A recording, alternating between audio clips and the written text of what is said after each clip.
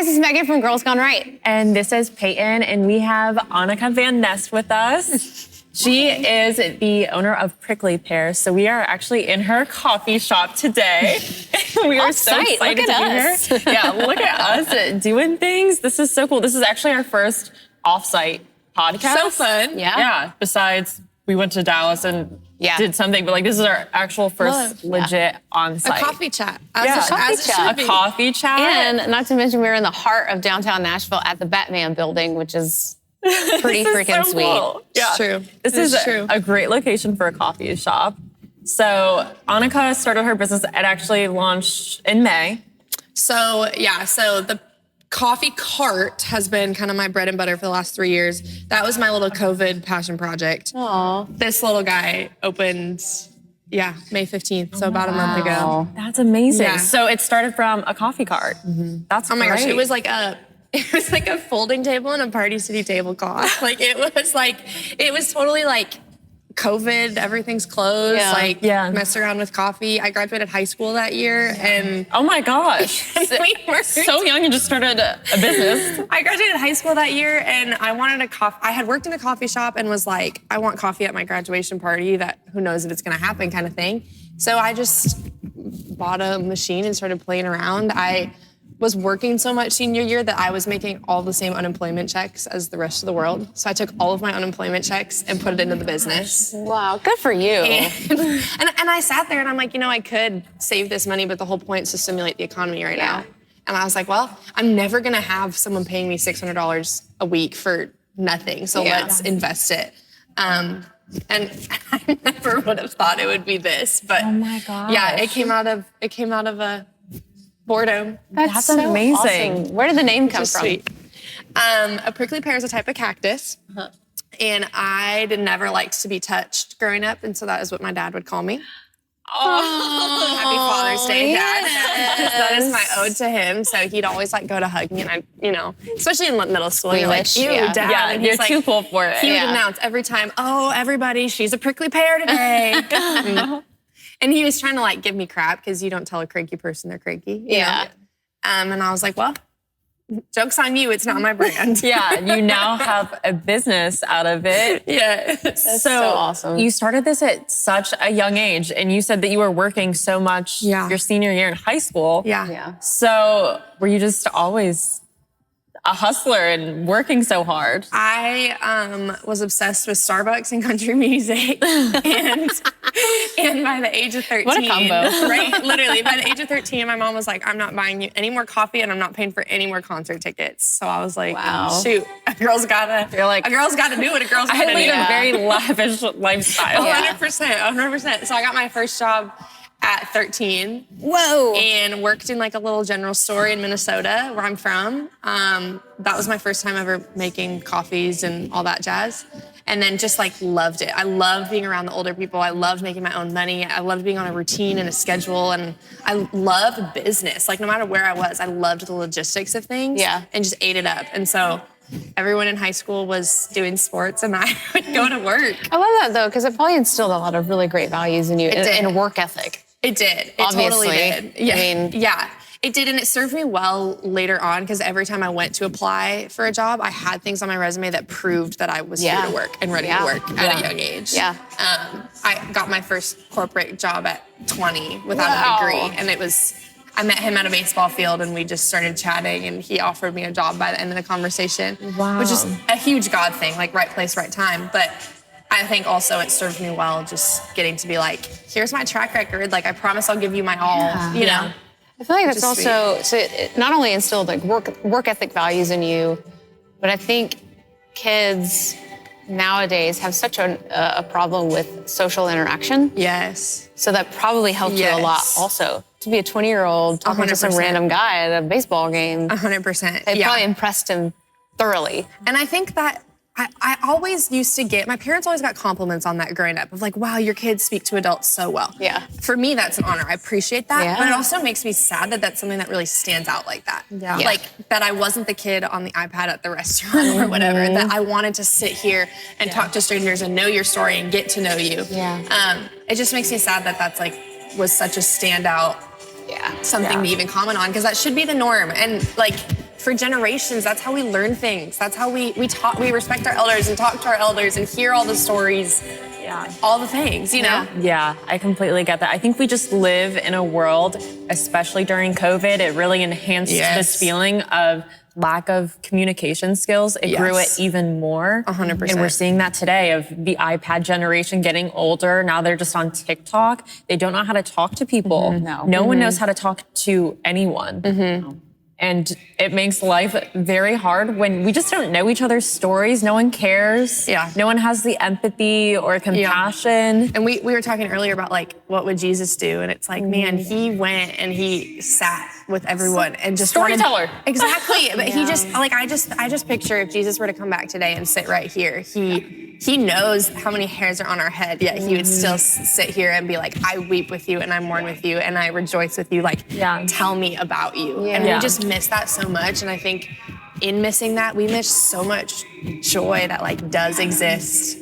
We just don't pursue it almost. I think a lot of younger kids now are just afraid of experiencing things. They're afraid of new experiences. And so they shy away from it and they hermit, they recluse and they isolate themselves because their phones are safe. And their parents might be, I don't even know what the word is, condoning that. Like there's a level, I think especially in this world though, there's a level of protection of I don't know what my kid is stepping out to in this world anymore, so you're safe at home. And there's pros and cons to that, you know? And they say that they're safe at home, except these parents allow them access to the internet where they can see so much worse, where no one's safe. It's only toxic things. Safe. I'm not safe in my age. Like nobody is. You know? So it's about raising your kids, and we talked about this too. Raising your kids in the environment that we're given, because you can't protect them from everything. But if you raise your kids right and instill values in them, and they have very strong morals, they can go out in that world and it's going to affect them not as much as other kids. And I don't ever feel like my parents sat down and they were like, this is what you believe and this is why you believe it and whatever. But everything was a conversation. And we definitely, I do remember having conversations with my parents of like, man, this person who was in World War II, like they have amazing stories to tell you. Like there's so much you can learn. You know, like I feel like my parents, if anything, just showed me that there's such a big world to experience. And maybe that's how we approach it rather than this is what you believe and this is why you believe and this is how we take it out. But it's like exploring. It's a great point. And when we say things like kids, it's hard to watch kids being brought up this way. And they're not learning these values from their parents. But the truth of the matter is that everyone is different. Everyone parents their kids differently, whether we agree with how they parent them or not. But when we're talking in the context that we are, where we learned from our parents, from the stories that they told and the values that they instilled in us, then we grow and we go and tell those stories. 100%. And we interact with people that grew up a certain way. And then that's how you experience new things. Exactly. And, that's and how living by example. I learned so much more by the way my parents lived than anything they ever said to me. And how true is that with anything in life? I learned so much more by doing a business than any business textbook I could ever read. You know, like, and especially me, I was always you can tell me 9 times out of 10 I'm going to fail, but I have to go fail for myself to 100%. figure it out.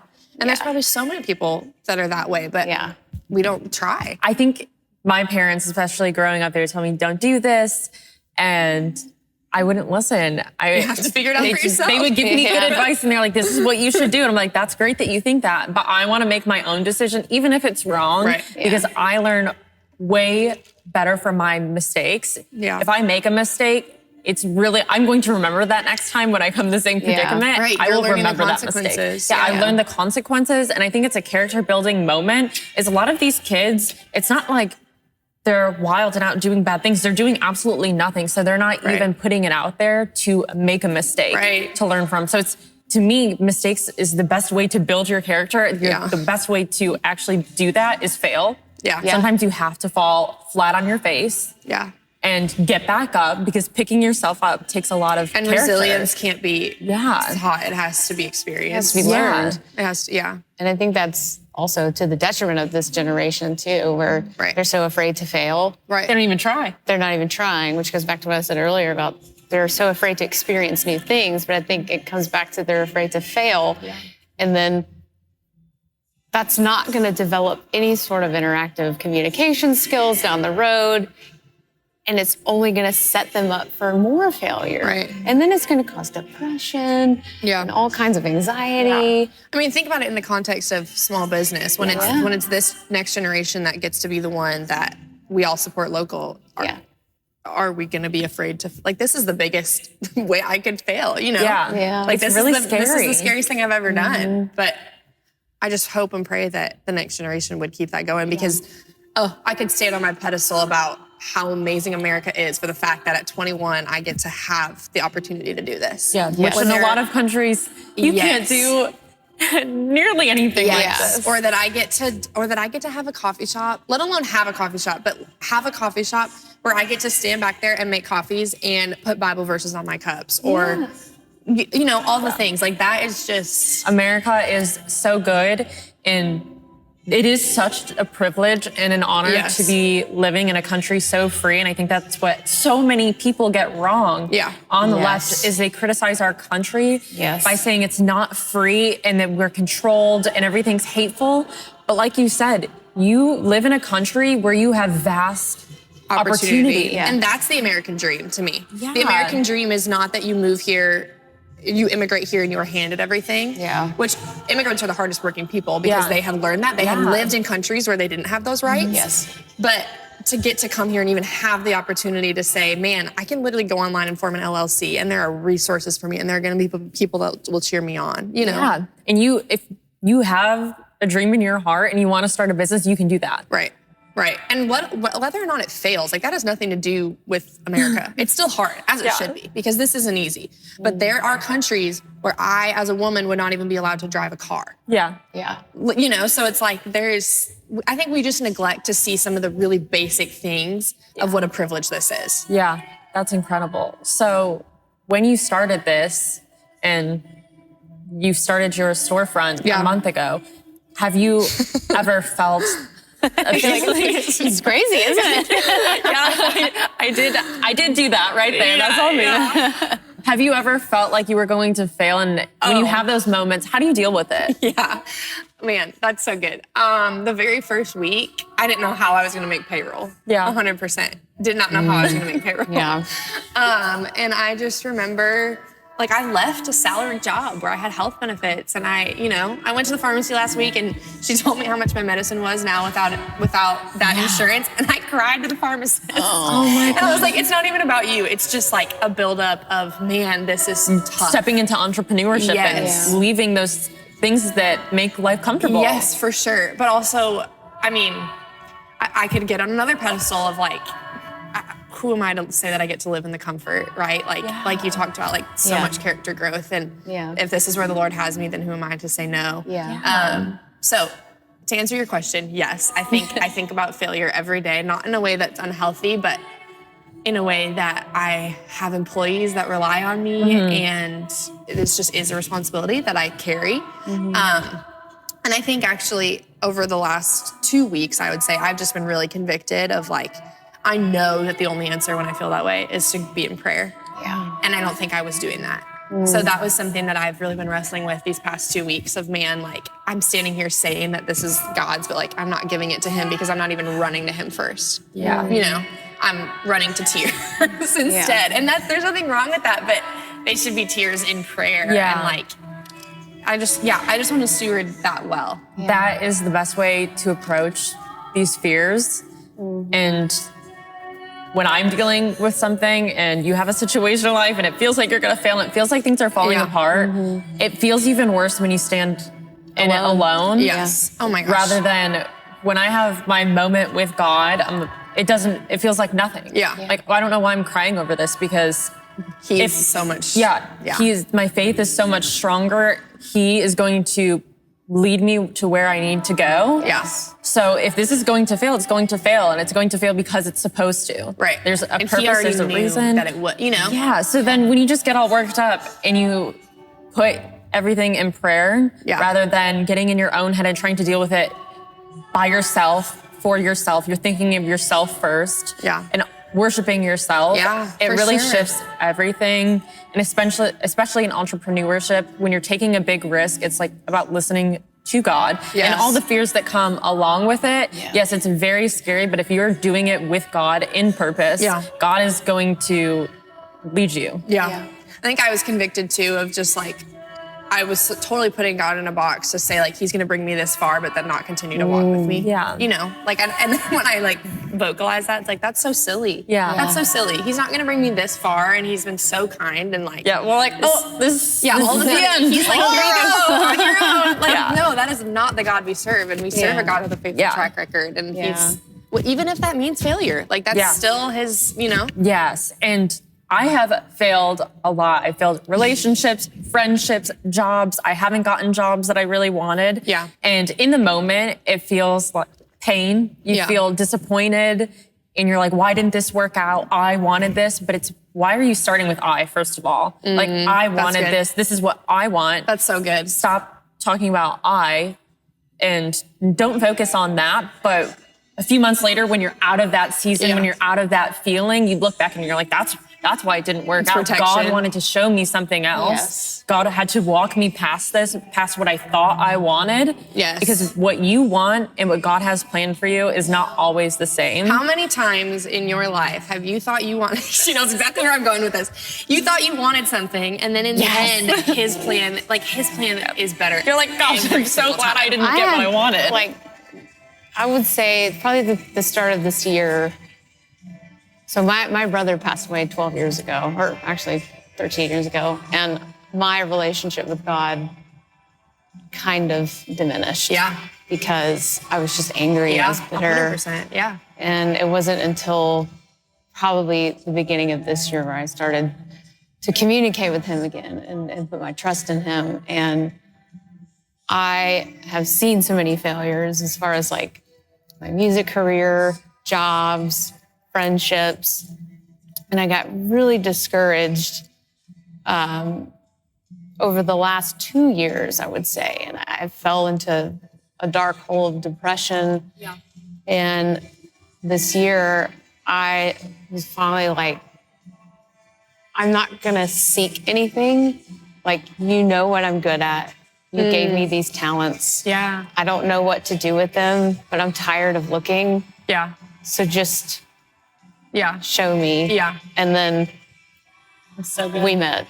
And it was like, a divine appointment. Divine, and like 100%. And it's like the whole time, I always tell people, I think especially at my age and in college, you meet a lot of people who are like, something like that happens, you're like, I'm angry with God. And I always say, like, those are so real. Like, do you not know that our God is big enough that he can hold all that? And the whole time where you're upset, he's sitting here saying, waiting. I still love you. I still care for you. I'm still providing. I'm still going to be here at the end. And it just comes to our wits end, like what you were saying, giving up the I.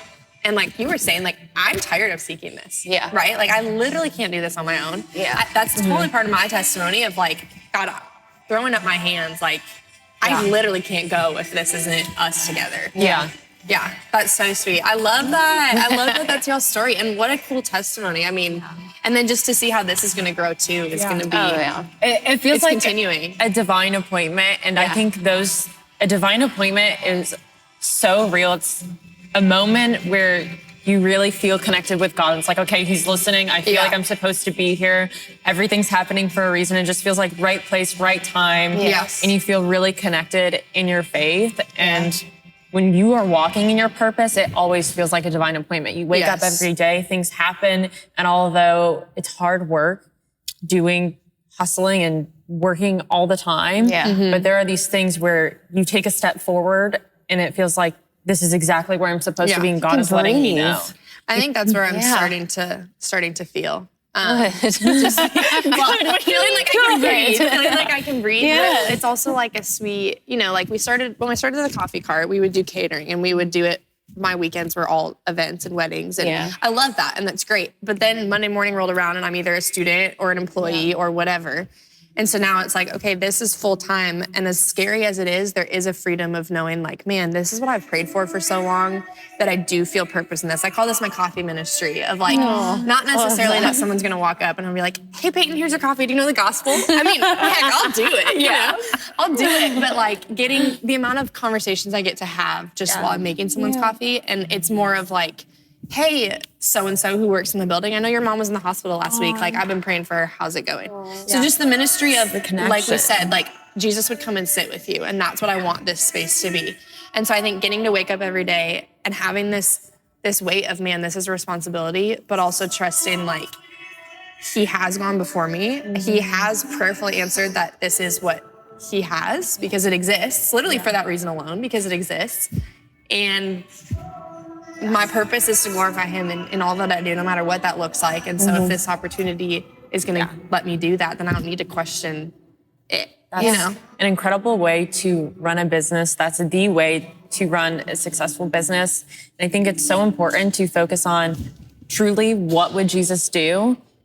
And I know people say it all the time, but not a lot of people want to live like Jesus, because it comes with a lot of trials and tribulations. Yeah, we're not promised ease. It's not easy, but when you become like Jesus and do the things that he would, and you sit down and have those conversations and you're kind to everyone, it changes everything. Yeah. It changes your perspective on life. It changes, I think, how your life feels. It feels way more enhanced. You live that joy. That you're opened up pure to. joy. It's not instant gratification. No. It's not happiness. It is long-lasting joy. I love that. And it really just feels like, instead of, I had a really hard day at work, I'm running my own business and things are getting really hard and I have to wear a lot of hats. Instead of seeing things that way, when you give it to God and you put God first, you're like, I have your outlook of, you get to run an amazing business, you get to create connections,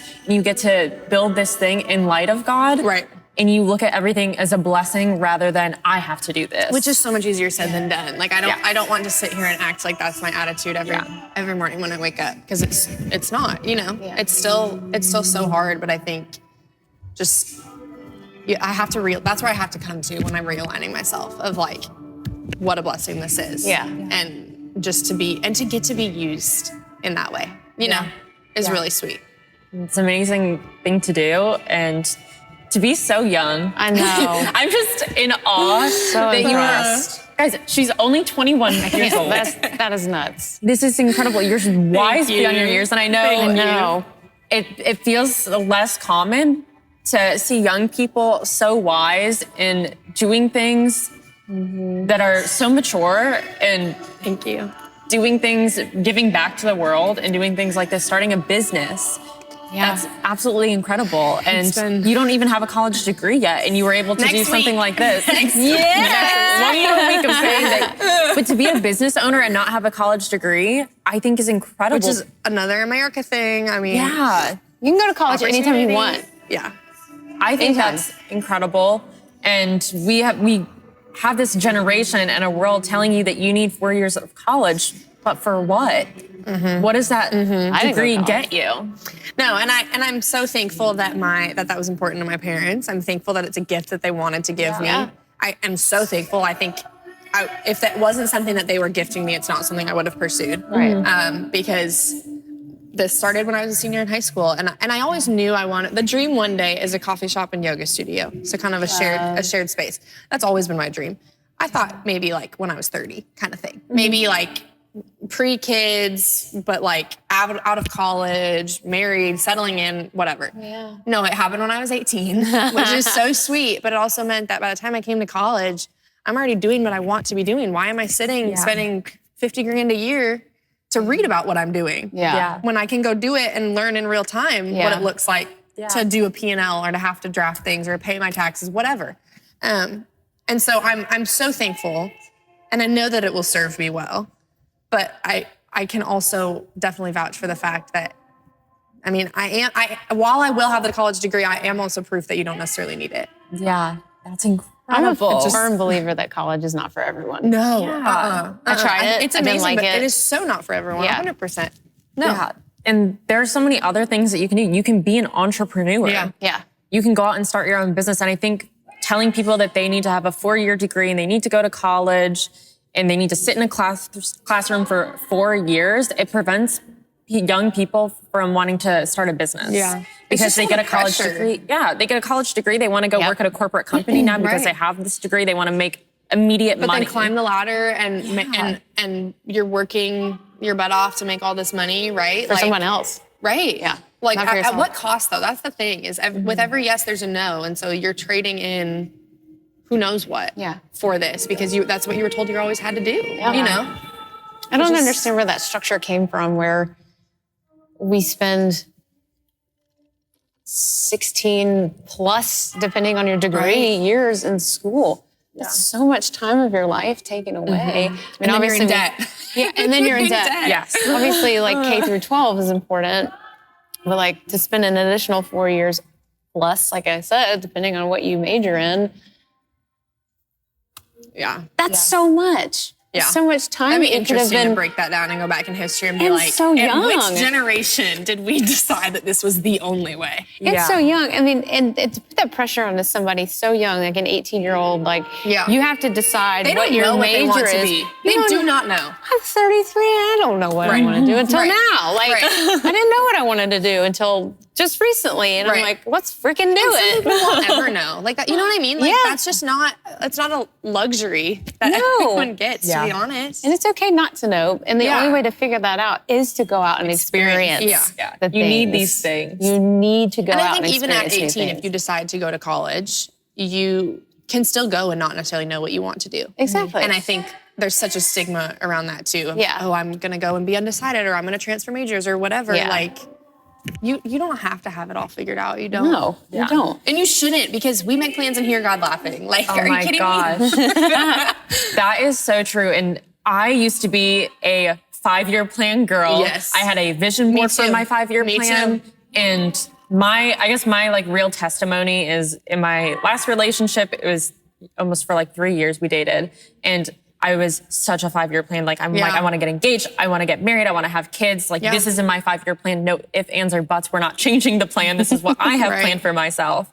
And it ended. And that was not something that I saw. That was not in my 5-year plan. It was not in your plan. You're like, so what happens with the plan now? So this isn't here. And I had a moment, and, you know, we dated for 5 years, or we did not date for 5 years, 5-year plan. We dated for years. And when it ended, I wasn't upset. I more so just had a conversation with God. I'm like, if this is what you want, then I'm going to listen. And I know I haven't been listening because I've been listening to what I've wanted and I've been listening to my plan. So if this is how it's going to be, because this is what's happening, I'm going to give you a shot. I'm going to give this a real shot and give it all to you. I'm going to listen to what you want, and whatever you want, I will do. Like, you tell me and I will go. And your identity at that point was so much on the 5-year plan of like, okay, I'm going to be a girlfriend and then I'm going to be a fiance. And then, you know, your identity is. I was so married to the idea of what my life was going to be. So in that moment when it honestly all came crumbling down, because that's all I envisioned for myself. So when that all happened, I'm like, okay, fine, we'll play it your way. I'll do whatever you want me to do,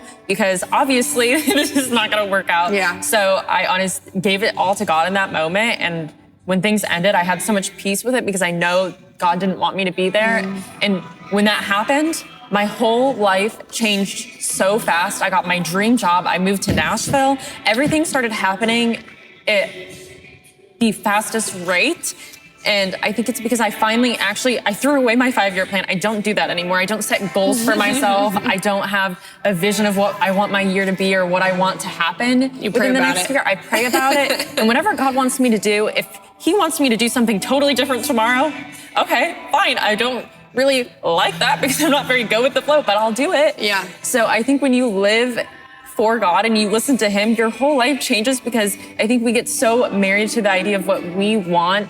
And I think even if you don't realize it, we fall to the altar of ourselves and we worship ourselves on some level. And it's really hard to break that because we want what we want, and people are so stubborn, and we're human. And it's so hard to break that chain. And he will humble us, you know? And that's the thing. I think of like in scripture, like every tongue will confess and every knee will bow, but there's some reality of like in real time, we will be humbled to the fact that the altar of my life is not me and it's him, right? And I smile thinking like all three of us have had a situation where you get to the end of yourself and you realize that I am not sufficient. His grace is sufficient and his power is made perfect in weakness. And that's one of my favorite verses, 2 Corinthians 12:9, just because it's like, I don't have to have it figured out because his grace covers me, you know? Yeah. Like I am the weakness and he is more than enough. Like I literally cannot go this far. I will get to my wit's end, you know?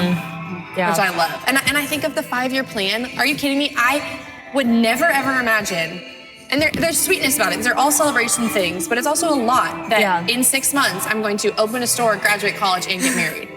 Like that's a lot. That's amazing. That's a lot, and it's great, and it's such a blessing. But it is also I don't think I like often talk or think much about the fact that like it is emotionally taxing, and it's a lot. Like it's hard. It's all good things, and it is it's answering a lot prayers, all at once. but it's also and it's where God wants you to be.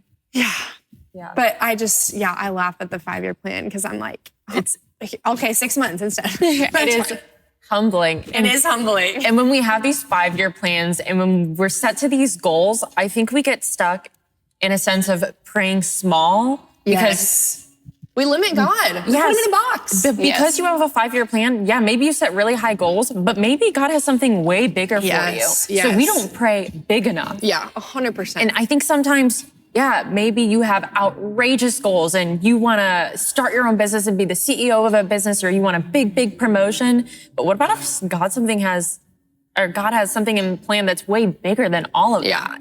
And you miss out on that because even you've if been it's not bigger, for so it's better small. just because it's his. Yeah. You know. And I think it's a lot of, because we're human, we do fear that that trust and that relinquishment of just giving it all to him. And when we pray, oftentimes I feel like we're always praying for, like you said, something small that might seem like something very big at the moment, but from our experiences and relinquishing that control. And it's a daily surrender. And trust. Like you truly have to wake up daily and be like, not my will, but yours. Yeah. And just surrendering to that, you open his door to so many opportunities that you didn't even see coming. And it's so easier said than done. I know. You know? Yes.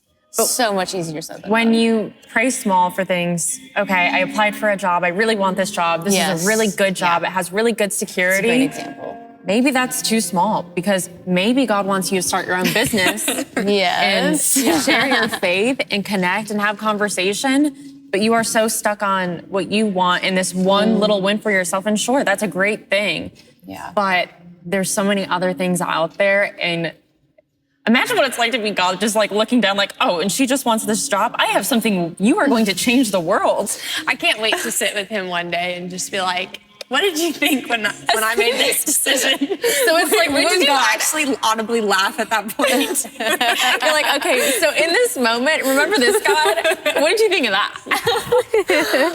Like someday, like having a coffee chat like this in heaven, and we just get to be God's here. Exactly. And we're all like sitting chilling, and you're like, remember that one time when I did that coffee cart in high school? And you had plans to make it. Yeah, what did you think of that moment? Oh, man. Let's replay it. So sweet. Yeah. I think that's great. And you are doing amazing things. Thank be you. able I appreciate that. Own a coffee shop, to give other people a job, and to fulfill a purpose and have conversation with people and share your faith in this type of it's just way. A ripple effect. You're gonna share so many things with so many people. Yeah. And you're gonna instill a lot of things in a lot of people. And I think the growth from here is just exponential, especially that you have that faith and that trust in God. Yeah, I so appreciate that. Yeah, it's been a ride. I never would have imagined, but I also wouldn't trade it for the world. Yeah. You know? It's amazing. What a blessing that you get to walk in your purpose. And some may look and be like, it's just a coffee shop, but what you're doing, having conversations, sharing scripture, sharing your faith, it's such a light. Yeah. And that is not something that is small. Yeah. No. Just getting to talk to people and like make people feel seen, I think. Like we were talking about earlier, like it's just so lost to have look someone in the eye and just get to be like, how was your day? And genuinely mean it and get to care, you know? And it happens so organically over coffee. Yes. Which I think is what really gravitates me towards it. And I do love coffee. I love coffee, don't get me wrong. Wait, what? But at the end of the day, if it was something else, like I'm here for the people, you know? And I think we just we miss that a lot in today's world. It's that mindset that's going to change the world. Yes. Yeah. It's those little things that make this world a better place to live in. Yeah, and it's in the mundane where he chooses to work too. Yeah. That's definitely my prayer for this little space, just that he would be glorified, but that people would just feel seen and welcomed. And, you know, in light of that, like you said, it's a ripple effect, that you would come to realize that the only reason that you feel that way, the only reason that we are that way behind the bar is because Jesus changed our life, you know? And it's not that Christians, it just breaks my heart because it's like, it's not that Christians ever want to shove Jesus down your throat. It's just that I wish you knew the joy and the freedom and the forgiveness and the grace that it means to live with Christ, you know? Yeah, that's so good. Yeah. That's a sweet little prayer. And we'll come sit back here again in 5 years. And we'll be back in 5 years to do a recap and look back at this moment. It's going to be great. We won't make a 5-year plan, but we'll make a plan in 5 years. Yes, 100%. 100%. Mark the calendar. Yes. We're going to have a little recap, a reunion. And the podcast, like who knows what the Lord will do with that, you know? 5 years from now, we're going to sit down, we're going to have the same conversation, and we're going to laugh about where we are now because he just had so much bigger. I know. Exactly. It's going to be amazing. Well, Annika, I butcher everyone's name. That's my thing. This has been amazing, and you've inspired us. Yeah. What you're doing here is absolutely incredible. I'm so blessed that we were able to come out here on a Sunday morning. Thank you for coming. Yeah. Enjoy this and have great conversation. And if you guys are in Nashville, come check out the Prickly Pear. It is in the Batman Building, downtown Nashville, the cutest little space, the greatest coffee, with the greatest owner. Yes. Thanks, y'all. Thank you guys for listening. See you on the next one.